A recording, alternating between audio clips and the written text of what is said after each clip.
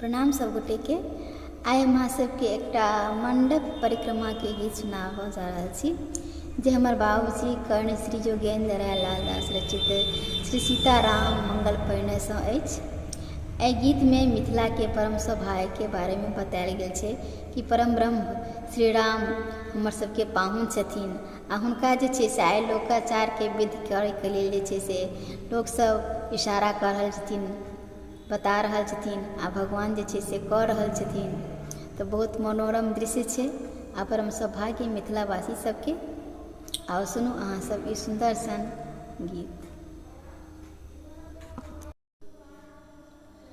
आई मिथिला सिनहिया में रंगेले हे सखी, आई मिथिला सिनहिया में रंगेले हे सखी, रंगेले हे सखी, आई मिथिला सिनहिया में रंगेले हे सखी, आई मिथिला सिनहिया में।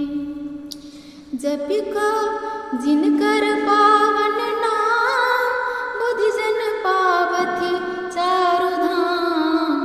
जपि को जिनकर पावन नाम, बुद्धि जन पावथि चारु धाम। हुनका आंगुर घुमा कऽ, हुनका आंगुर घुमा कऽ सब नचलकन हे सखी, आई मिथिला सिनहिया में रंगेले हे सखी, आई मिथिला सिनहिया में। जिनकर कौतुक 14 लोक, उठबितहि पद गेल ब्रह्मलोक। जिनकर कौतुक 14 लोक, उठबितहि पद गेल ब्रह्मलोक। हुनका मरबा दौड़ा कऽ, हुनका मरबा दौड़ा कऽ आइ घुमेलकन हे सखी, आई मिथिला सिनहिया में रंगेले हे सखी, आई मिथिला सिनहिया में। सतत शिव करैत जिनकर ध्यान, शारद शेष करथि गुणगान।